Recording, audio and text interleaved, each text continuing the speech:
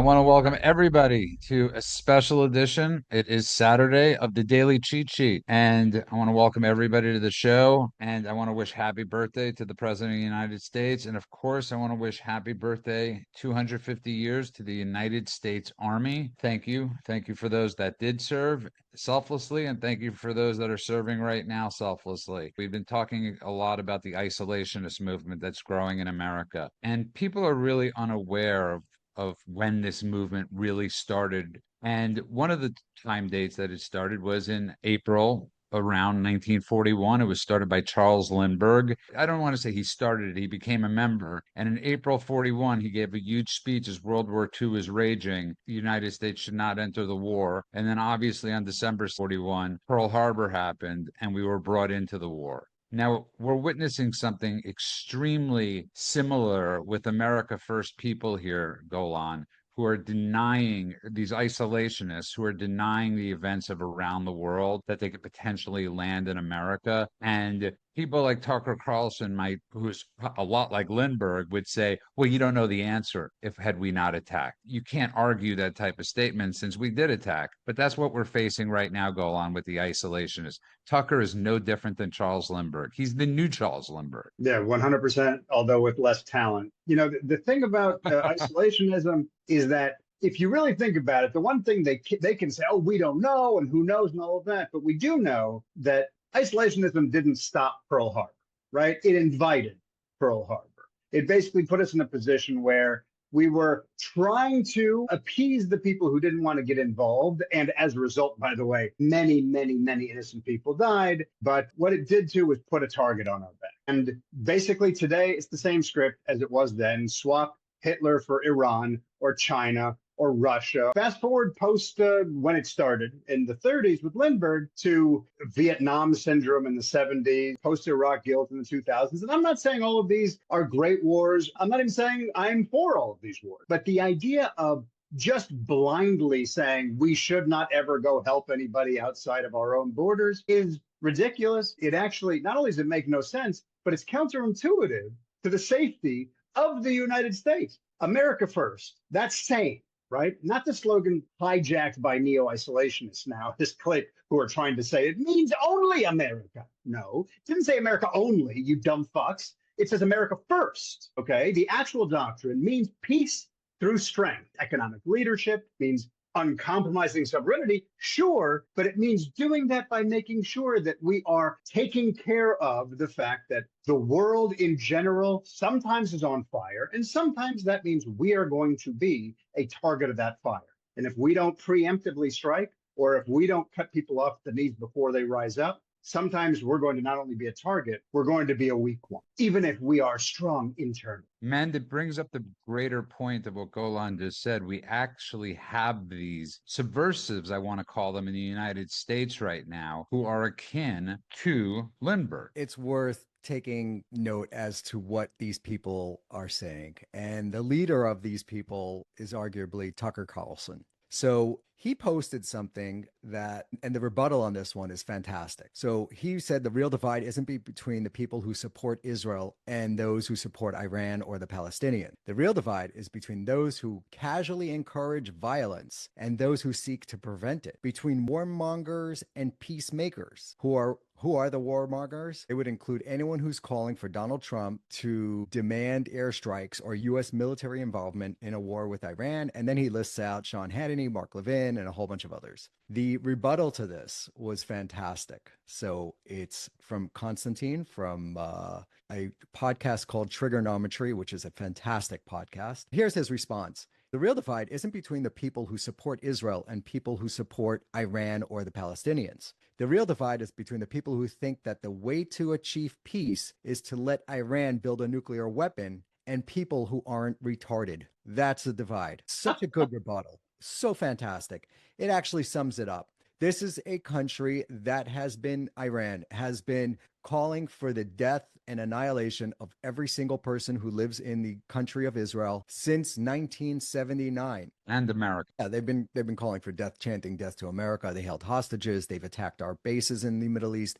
They did the IED program in Iraq, which killed countless American soldiers. I mean, the list goes on and on and on. They've attacked our ships in the Red Sea. They are the backers of the Houthis and Hamas and Hezbollah, who have attacked and have American blood on their hands. They have American blood on their hands. Iran is not a good guy, and they've been building a bomb. And when you hear people defending Iran, what they're saying is, oh, but the JCPOA would have stopped them from building a bomb now. And you hear people saying, well, it didn't prevent them from stopping terrorism. It didn't take away their ability to build a bomb. It just delayed it. Why would you want to kick that can down the road? So what Israel is doing now is fantastic. I think that the policy that all of the countries in the region, as well as the United States, saying that we're not involved in this is perfect. And I think behind the scenes, they should all be involved. What you do is you help Israel, you give them the knockout punch to take out the Iranian regime, as well as these nuclear facilities, take away their ability to build a bomb, and then foment change. The only way to see this all the way through is to see the Iranian people rise up and throw off the yoke of this tyrannical Islamic regime that's been oppressing them more than anyone else in the region. There is a saying, and it is the vacuum of power equals chaos, right? Weakness invites war. And history has proven that over and over and over again. Someone said to me, I don't remember who said it, or I would love to credit them, but they said, we don't need America to be the world's policeman, but we do need it to be the world's anchor. You remove the anchor, the whole ship drifts into chaos. That struck me because I think it's exactly what we're talking about here, right? And especially, as men pointed out, when you're talking about groups of people who openly tell you, I want to kill you, not I want to kill just Israel, or I want to kill just this little space, Ukraine, or whatever it is. I want to control everything, and I want to kill you. Death to America. It's been uttered so often that it is a joke. Death to America, death to America, oh, nice to see you, death to America. It's the whole opening of Naked Gun, for fuck's sake, right? So the idea that it's not just Israel they want wiped off the map. They chant death to America in their parliament, right? This is like during their governmental meetings. That's not a metaphor. That's doctrine, okay? That's not hyperbole. I'll just set aside. They've actually killed a bunch of Americans too. So again, we don't have to guess, will they really go through with it? We've seen it. So all of that means we don't have to guess whether they are a danger to us. I keep seeing on social media morons who know nothing but are repeating or regurgitating whatever they read on TikTok or whatever they heard on Tucker Carlson that day, which is, oh, Iran hasn't had a nuclear program since 2003, which is insane because not only do we have proof that they do, but the Iranians said it when they got caught refining uranium. They said, you know what, we're going to ramp up our uranium. It's like, what? That was yesterday, guys. Where the fuck are you? Right? So the idea that we are going to isolate ourselves from the world and think it's not going to blow back is delusional. There's no other word. Man, the reason I wanted to bring this up, and Golan just touched on this, is because people like Tucker Carlson, Piers Morgan, and the list you named yesterday all realize there's a vacuum to spread this insanity. And there are a lot of people that are getting their revised history. And the reason I started this off with Lindbergh, real history, is because I don't see how you combat this narrative they're spreading with history and fact. If somebody wants to say to you, I disagree with you and F off, fine, go against history. When it comes to Tucker and Pierce and all these other clowns, the Smiths and all the other retards out there, they have double standards. They pick on Israel and say, why are we giving Israel all this money? But they never say anything about all the other countries that we give money to. Now, personally, I'm against all foreign aid. I don't think we should be forcing people to pay tax and then give it to other countries. I don't agree with that. I don't think it's worth it. And I know there are a lot of people that will make the argument, it's our soft power. Well, fuck our soft power. I'd rather pay no tax. That's where my allegiance lies. I'd rather live here. I'd rather have secure borders. I'd like to have good roads and parks and museums and libraries and no goddamn tax. So that's where I stand on these things. But if you're going to start isolating countries out, it exposes your hypocrisy. When they isolate Israel, which is, by the way, one of the countries that if we cut off foreign aid, they would be fine because they develop military technology that they share with the US. And I don't think they should. I think they should sell it to the US. I don't think we should be giving them free money. I think they should earn it, which they are already doing. So change the foreign aid thing to us buying that technology. It makes our military better and it gives them the leeway of getting that cash without being tied to some sort of weird foreign aid conspiracy that all these lunatics love to bring up. This is really important. We're getting a little away from the initial question that you asked, but because you brought it up, I just think it's really important to get straight that Israel does not need US money. Okay. This is something that I keep hearing as the argument for look at how much money we've spent. And then they quote some number that of course, is without context and all of that. And they talk about how we're financing the bombs. And I mean, this has been used over and over and over again. Israel is far from a charity case. It is a regional superpower, is arguably one of the biggest tech juggernauts that exists in the entire world. And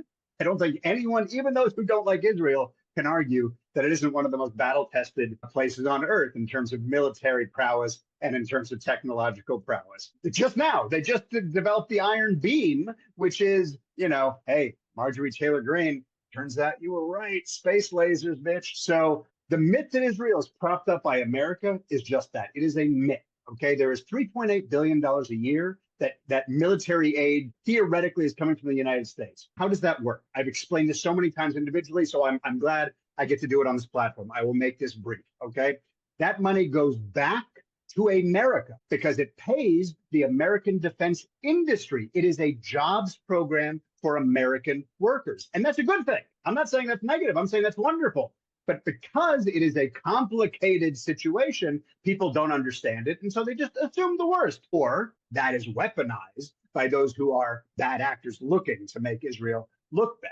Okay. And by the way, since 2016, almost every cent of the aid that comes from the US and goes to Israel is spent on American-made weapons, even though they have offers from all over the place. And sometimes the American-made weapons are more expensive, but that's called a relationship that benefits America. So I'm glad you brought it up, man. I know that's off topic, but I wanted to really clarify that for anyone who's listening who doesn't already know. Golan, it's also important to note that the money is negligible. It's $4.5 billion at best that they give in aid. Comparatively speaking to what we've given to Ukraine, to what we've given to so many other countries. I agree with Mend. Israel doesn't need the money, buy the weapons. It would make life a lot easier and it would take away an argument. But that's really how much money that is. Yeah, and the GDP of Israel is about $600 billion. So, thanks. There's only two countries they have problems with America giving aid to. One is Ukraine and the other one is Israel. They never mentioned Egypt, which gets almost as much aid as Israel does, and we get zero back from Egypt for that. What do we get? We get a little bit. They beat up a whole bunch of protesters who flew to Egypt and wanted to do a march to free Gaza and break the blockade.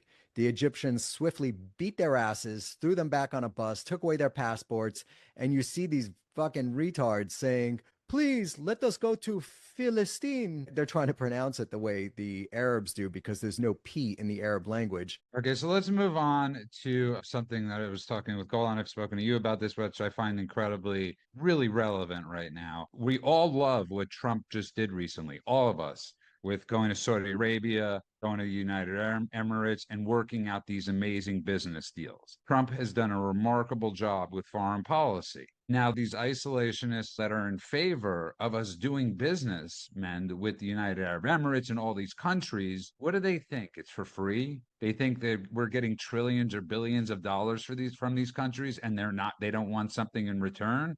What they want in return is protection. Well, when it comes to protection, we have a massive army base in the country of Qatar, and Trump himself has said that Qatar sponsors terrorism. This is the one country that it's actually one of the only countries left. If you look at the entire Middle East landscape, in the beginning, the Saudi royal family made a deal with the clerics in that location. So in the Arabian Peninsula, which is where Arabs come from, it's where Muhammad comes from. In the Arabian Peninsula, the Saudi royal family wanted to be the kings. So they went to the clerics and they said, listen, we'll let you guys teach your form of Islam, which was Wahhabism, which is one of the worst forms of Islam. It's where ISIS comes from. we will support you in that endeavor if you support us as the royals. So it was kind of like this symbiotic relationship where they said we will make you the official religion, the official version of the religion of the country, and you support us as the official kings and monarchs of the country. Saudi Arabia completely changed their tone in the last few years under MBS, which is Mohammed bin Salman. He's the crown prince and he's going to be the king. So the Saudis have gotten rid of that. Iran is pretty much toast, kind of like salami. They're done. So that state sponsor of terrorism looks like it's coming to an end. Who's left? Syria fell. Bashar al Assad is gone. Jordan is pretty benign. So is Egypt. They got rid of the Muslim Brotherhood in Egypt. They banned it in most of those countries. Who's left? There's one country left, and that is Qatar. Qatar has been throwing their money around. Now, Trump's a businessman and he wants to bring in a lot of money into the US, and he went on this Middle East tour and brought in trillions of dollars of investment. That is great, but it does not absolve Qatar for doing the extreme damage that they are doing to our nation by funding all of these radical groups inside of our universities and in politics and now in podcasters, influential podcasters, co-opting them, getting them to run cover for them as they spread this destructive view of the West. So just like we are anti all of these Chinese and crazy liberal NGOs that keep on funding the riots and keep on funding pro-Hamas riots and keep on funding the pro-Hamas encampments and narratives on campus, we should be as opposed to what Qatar is doing, if not more.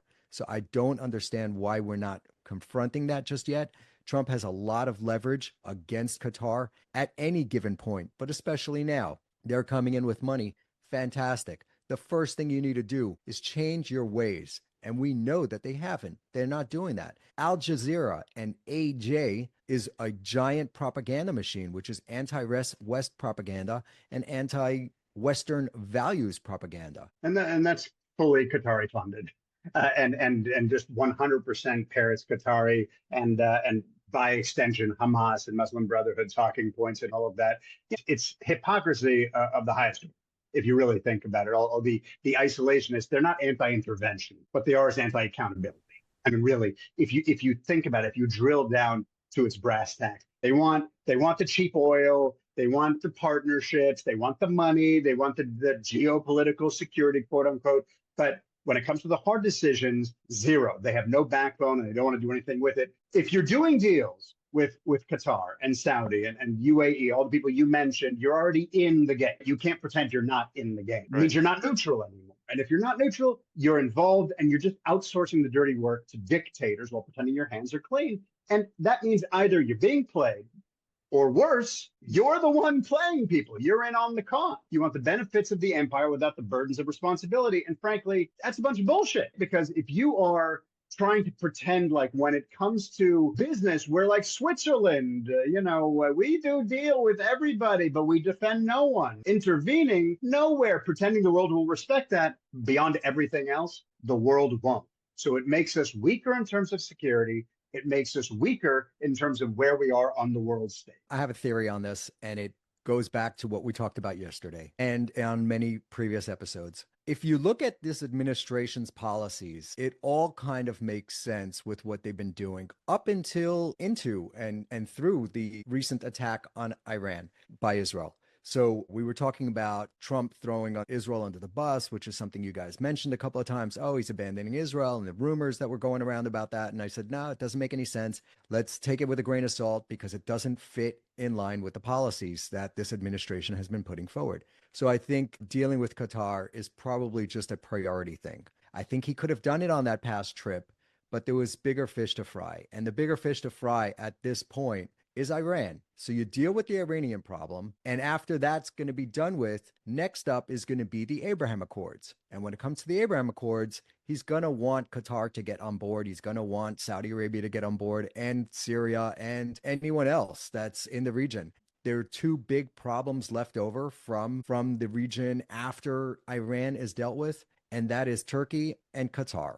Two countries that are just both anti-West and they are anti-Western values, and they will be dealt with. So my prediction is this is just a priority thing, Priority number one was prosperity. He went to the region, he got a whole bunch of investment, came back. Priority number two, let's deal with this Iranian thing. It's been festering for way too long. We need just a decisive end. He hoped that he could do it through economic pressure and incentives. That didn't work. Now it's bombs away, and he's still offering them an off ramp. Come back to the table. For the record, neither of us have thrown Trump under the bus or in any which way. We simply were questioning what's going on, which I think is a fair thing to do. And you've often brought good counterpoints to that. So that's the only way we're going to learn is if we actually question what the hell is going on. But I want to move on to something extremely important because this is another thing that is being spread by the, what do you want to call it? What's a name for them, for The this woke right. cabal? The woke right. Woke right. So of the woke right is this indiscriminate and discriminate bombing. And I want to get into this really quickly, Golan, because it's really important to note Iran right now has no air defense system. That's how Israeli jets are getting in. Gaza has no air defense systems. And Israel is sending jets to do the attacks. If Israel wanted to, they don't need to send any jets. They could send as many ballistic missiles as they want into Iran, but they care about human life. So only 78 people died in Iran, as opposed to 100,000 people. On the other hand, Iran is indiscriminately sending missiles right now into the heart of Israel and Tel Aviv, where your mother's building was hit. Absolutely true. Thank you for bringing it up. It's, it's one of those things that I've heard for many, many, many years, not just during this conflict, but during many of the conflicts that Israel has been a part of. Israel has a right to defend itself, but not like that, not too far, too many dead, this, that, the other thing. What they, of course, ignore is, we don't have to reiterate all of it, but very, very quickly, just to run through a couple of these. We have all of the warnings that Israel gives to everybody who is in any war zone, the knock bombs, the leaflet dropping, the text messages, the phone calls, which, by the way, automatically makes it not indiscriminate bombing, automatically negates that narrative. But let's just put that aside for a moment. The idea that Israel, with its air superiority, couldn't just go into Gaza or go into Iran, who has no air defense system right now that is functioning, and just carpet bomb the whole place, wrap this shit up in about 30 seconds. They could. Instead, what we've seen in Gaza, despite the narrative being pushed out by the media and by the isolationist, Candace Owen, Tucker Carlson wing of the party, is putting Israeli boys and girls boots on the ground to go house to house to make sure that innocent people are removed from their homes, are protected. There are photos and videos, you can see them online, of the Israeli soldiers protecting with their bodies Palestinians that are trying to go through safe zones in order to get out of harm's way. And they've been warned to do so by the Israeli army. Again, just negates the narrative. But the idea that they couldn't do that right now in Iran, the idea that someone would use the word indiscriminate when we can look online at the photos and the videos of the buildings with the single hole, as we talked about yesterday, that single black hole where just the bedroom was decimated and the people in the next room literally were untouched. There is almost no operation that has been less indiscriminate than what Israel has perpetrated in Iran, except for perhaps what they've perpetrated in Gaza.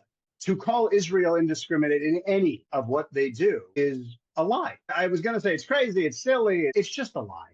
It's just a lie. And there is a saying that people love to mock when they are looking to put down Israel, and that is that the Israeli army is the most moral army in the world.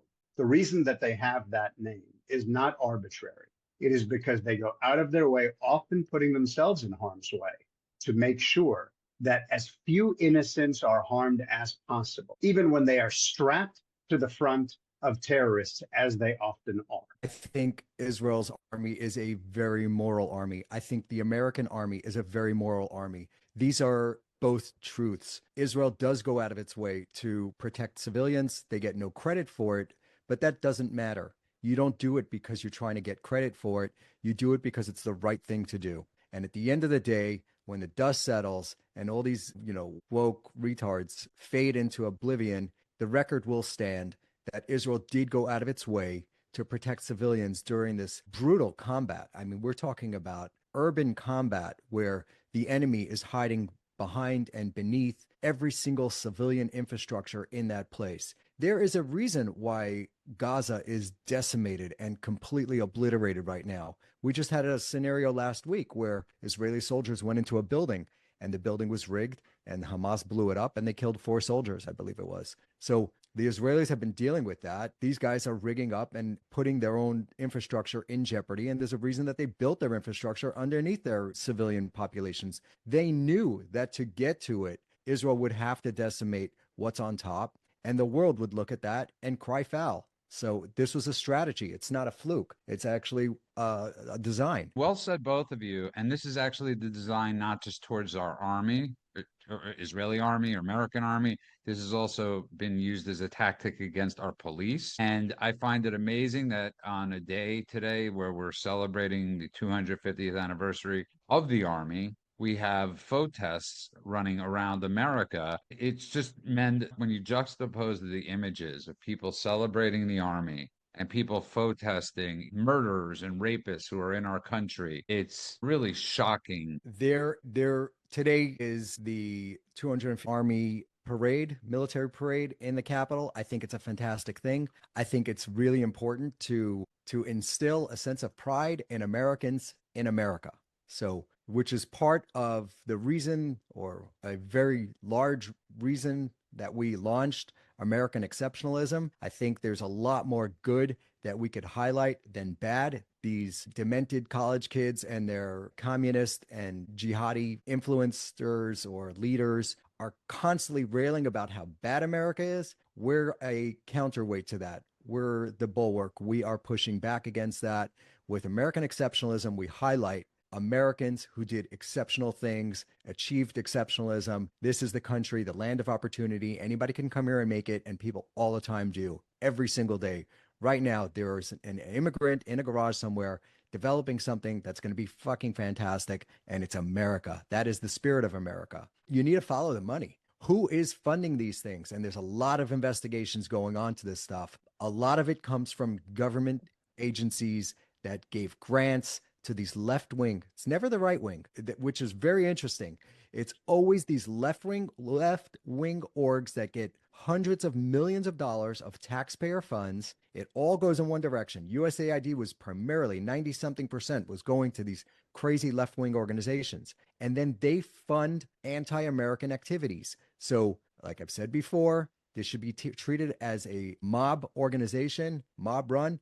Hit them with RICO, the Racketeering Act, take down the entire network, throw these guys in jails, disrupt their payment systems, seize the cash. There's a lot of investigations that are coming to light now of who's funding it. And it's a lot of it is coming from the Communist Chinese Party. A lot of it was coming from Iran because they had a lot of money. There's all these nefarious organizations that are all terrible. Not one of them is like a pro-America or a pro-U.S. citizens or pro-U.S. citizens' rights. None of that. This is all just burn it down type of organizations. So go after them. Golan, I know you might want to add to that, but I think it's important to note that Starmer in the UK is boosting UK military presence in the Middle East. And I think it's extremely commendable what he's doing. We often knock certain people. We have to give them credit when credit is due. This is new information happening as we're filming. You know, look, I have not been a huge fan of Keir Starmer. I think that he has been pretty morally weak, and I'm surprised to hear this, but I'm pleased. You know, you got to give credit where credit is due. If he is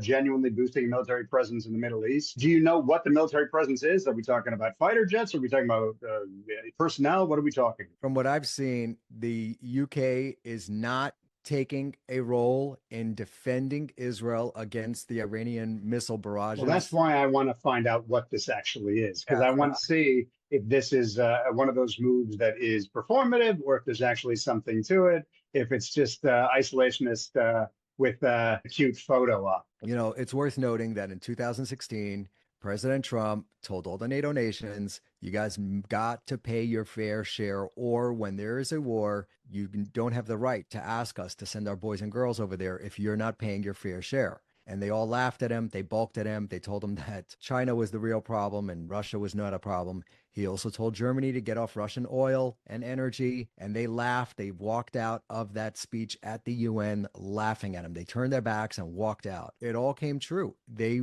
got caught with their pants down. And what's amazing is that He's not out there sticking it in their face saying, I told you so, and you laughed at me. Where are you guys?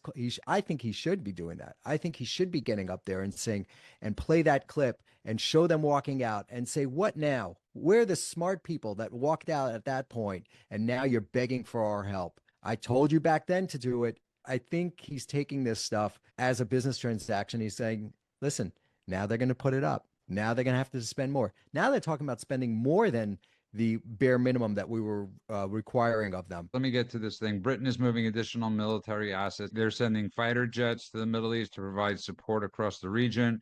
Prime Minister Starmer told reporters on Saturday as he was en route to Canada. Britain already has fighter jets in the Middle East as part of the operation to counter threats in Iraq and Syria. Crews began deployment preparations on Friday.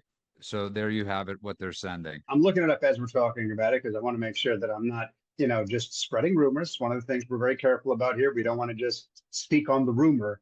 I'm looking at what he said, and what he said is, if Iran attacks UK bases or UK installations, we are prepared to respond.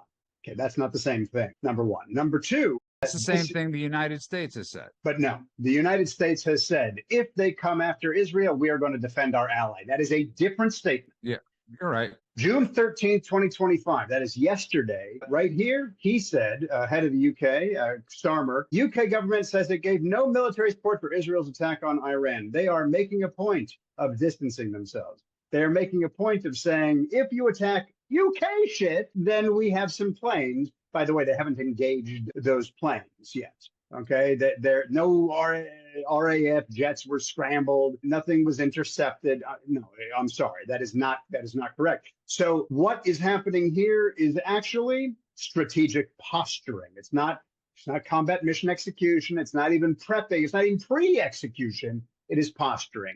And, look, while I appreciate someone swinging a dick around every once in a while to show that they're a man, this actually proves that he's not one. So for me, being not impressed with Starmer and ready to give him credit where credit was due, don't feel credit's due here. So sorry, I appreciate you bringing it up. It just happened. We're learning about it as it is, and maybe we'll learn more. At the moment, I'm less impressed than I should. Listen, this whole thing is a moving situation. It's all fluid. Nobody knows what's going to happen from one moment to the next. Who knew that last night Tel Aviv would have apartments and the Israeli Pentagon would have been attacked like that? This is an extremely fluid situation. Iran is threatening U.S. bases. I'm guessing UK bases will be threatened next. So listen, what got us into World War II was Pearl Harbor. Who knows what's going to get other countries to finally get into Iran and help destroy it. Final thoughts on that? You asked a question, and we went off on another tangent, so I didn't get to talk about what happened with my mother. So I'll just bring this up, which is her building was actually one of the buildings hit by a direct rocket fire launched from Iran yesterday. Luckily she is okay, so we'll preempt the entire story by saying that, but. She was on floor 28, a building that the 11th floor and floors around it were completely destroyed, to the point where she just let me know that that they went back to the building to get her boyfriend's medicine, and they were told that there's twin buildings. One of them is going to survive. The other one, the structural damage is so severe, they're probably going to have to demolish it, including their apartment. It's important to mention this. Okay, that sucks.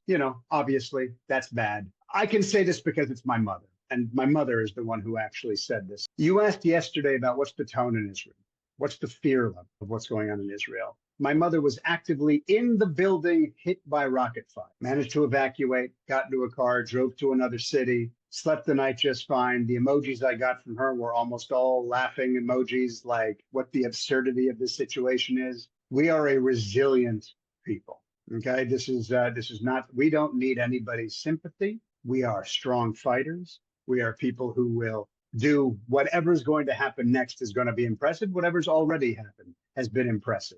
There is more to come. We are not whining and we are not crying. And we know that the world is not going to sympathize with us no matter what they see. And yet we're not asking anyone to cry on our behalf, because they won't. When I look online on social media, I see people responding to news stories about an elderly woman, one of the 3 people who was murdered last night by Iran in these rocket attacks. And the first comment under it was, only one I was hoping for more, or a laugh emoji.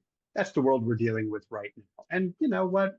They'll be held accountable in this life or the next. So we're not asking for anyone to cry for us, Argentina. But I want to let you know, that we are not only resilient, but as a unit, we are also in the middle of war, in the middle of bombs dropping, we are one of the only countries that is above replacement rate in terms of our birthing rate. We are one of the only countries that continues to innovate on a regular basis, and not just militarily, like a lot of the countries that are in war zones. We are making tomatoes more delicious, and we are making fires easier to put out. So, in short, I just want to make sure everybody knows that as far as we're concerned, we are going to survive. We're not going anywhere. Iran can continue to do what they're going to do. At a certain point, they are going to fall, because history tells us if you go up against the Jews, eventually you disappear from the world. Well said, both of you. But man, we're at it almost seems like this critical moment in our history, domestically and abroad,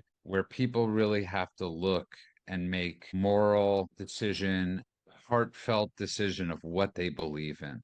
And in our lifetimes, I don't believe we've ever been at this inflection point where it's so crystal clear, or it should be so crystal clear, the difference between right and wrong. Yeah, especially today when they're doing this paid civil unrest.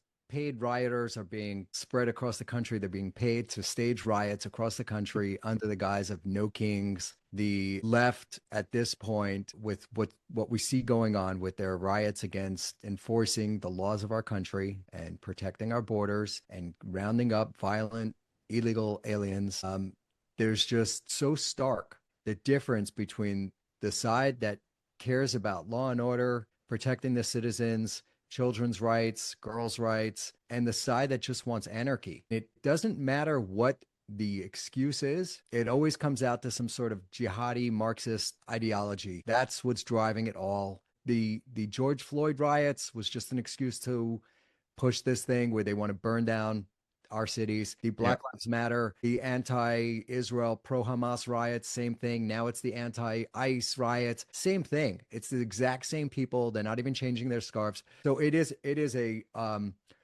a strange time, and thank God that we have a strong administration that is going to crack down hard on these people. They might hand out long sentences, especially for the guys that are throwing Molotov cocktails at our police officers. But, in 4 years from now, if we don't retain law and order, meaning if a party wins like the previous administration, which did not care about law and order, you could see all those people just released from jails, which is what California did under the guise of COVID. They emptied the jails of violent criminals. And guess what happened? Crime shot through the roof. That's what happens when you let violent criminals out of jail. It just doesn't, these people cannot connect the dots. And I don't care what party you belong to. We should all agree that law and order is a staple of a serious democracy, of a stable democracy. Okay, Golan, final words. I had a whole thing I wanted to talk about in terms of what did you call them? The faux tests? The faux protesters, the faux The faux testers. protests, the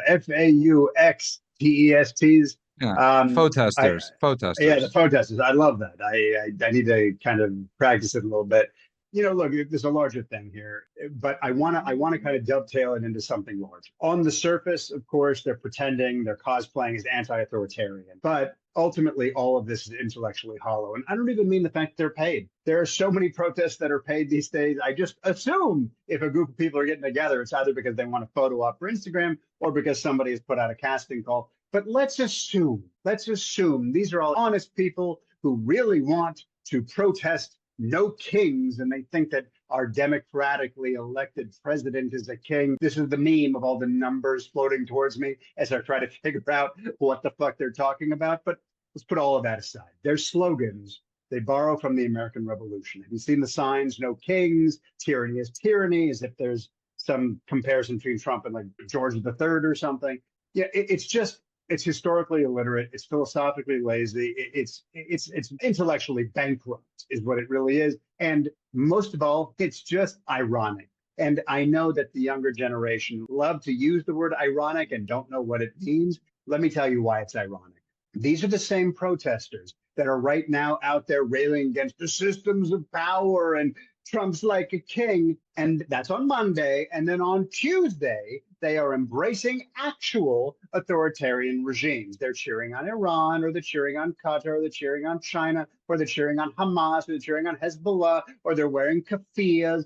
These people, they either have no idea what the fuck they're talking about, or it's like the hamster with the drop of food. They just show up and go, what's today's? Oh, Mexican flags? All righty, here I go. And every day it's a little bit different. They just take whatever flag they're given, put on whatever mask they're given, and go out there and protest. And sometimes the protests often conflict with one another and absolutely don't align with one another. And that's what makes it so ironic that these people are not anti-authoritarianism. It's just, they're just moral relativists dressed in radical clothing. And what they miss, or what they refuse to admit, is that power itself is not oppressive. A hierarchy of power is not tyrannical. So right now, with what's going on in Israel and what's going on in Iran and everything else, it's the right time to think about this. It's the right time to think about the freedom that they are protesting loudly and recklessly and foolishly. These people are protected by the very institutions that they claim to despise. When real tyranny shows up, it won't be holding a sign, and it won't be giving a speech, and it won't be democratically elected, you fucking morons. It'll be flying a drone up your asshole, or it'll be hijacking a satellite and landing on your fucking forehead. In a world where power abhors a vacuum, and you are asking on a regular basis for a vacuum, the choice isn't between structure and liberty. It's between principled strength and chaos disguised as freedom. And if we forget all of that, we don't get more free. We become easier to conquer. Well said, both of you. And listen, for the record, I hate the UK. I hate the European Union. And I'm not in any way defending Starmer. But what the U.S. has said is if any of our bases or any American soldiers get hurt, we will intervene. Obviously, they're not intervening right now as Israelis are as the missiles came into Tel Aviv. So everybody is sort of, as I said, this is a fluid situation. As many regional partners as possible in the area. Obviously, France is once again being France and calling for more negotiations. I'll take Starmer right now as my point over Macron. I want to thank you both. The reason I really wanted to discuss this stuff today, especially about the isolationist stuff, is I had done a show with Ben Stein last night quickly, and people started cursing me out in the Rumble section on Rumble. They just started cursing me out. And I thought to myself, Mend and I might disagree, but the conversation will never end with fuck you. And that I could guarantee you of. And we need to get back to a place where we could have conversations that don't end with F you or whatever else they were screaming at me as we were doing this. So on that note, we really have to pray for this country. We have to pray for Israel and pray for the world right now. We're at that moment. We are truly at an inflection point. And I know people use those words, the election. This is the most important election of our lifetime. What we're witnessing right now is for your children's future, for your children's future. That's what's on the line right now. It's good versus evil. And thank God America got involved in World War II and didn't listen to people like Lindbergh. And I pray the world does not listen to people like Tucker Carlson. I want to wish everybody a great rest of their day. God bless you all. God bless this great country. God bless the world. We'll talk to you all soon.